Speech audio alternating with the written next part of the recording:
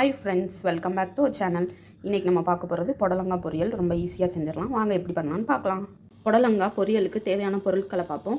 ஒரு பெரிய புடலங்காவை இந்த மாதிரி தோல் சீவி நல்லா கட் பண்ணி வச்சுருக்கேன் சின்ன சின்னதாக.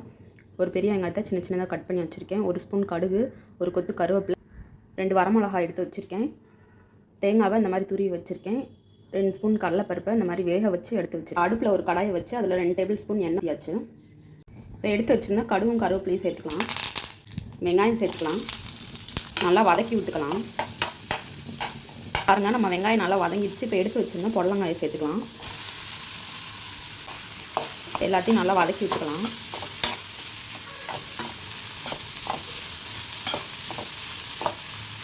இப்போ இதில் 1/4 ஸ்பூன் மஞ்சள்தூள் சேர்த்துக்கலாம்.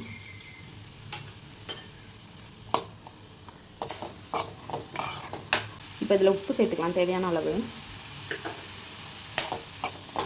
வேக வச்ச கடலைப்பருப்பு இதில் சேர்த்துக்கலாம்.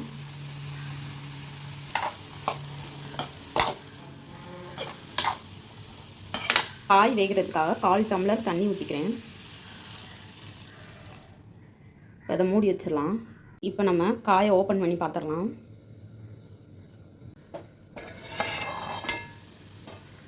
பாருங்கள், நம்ம ஊற்றின தண்ணியெல்லாம் நல்லா வற்றி நம்ம காயும் நல்லா வெந்துருச்சு.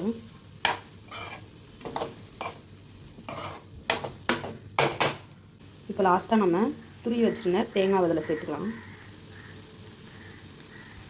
பாருங்கள் ஃப்ரெண்ட்ஸ், நம்மளோட புடலங்காய் பொரியல் சூப்பராக ரெடி ஆயிடுச்சு. நீங்களும் இதே மாதிரி உங்கள் வீட்டில் ட்ரை பண்ணி பாருங்கள். ட்ரை பண்ணி பார்த்துட்டு எப்படி இருந்துச்சுன்னு கமெண்ட் பண்ணுங்கள். உங்களுக்கு இந்த வீடியோ பிடிச்சிருந்துச்சுன்னா லைக் பண்ணுங்கள், ஷேர் பண்ணுங்கள், கமெண்ட் பண்ணுங்கள். மறந்துடாமல் நம்ம சேனலை சப்ஸ்கிரைப் பண்ணுங்கள். தேங்க்யூ.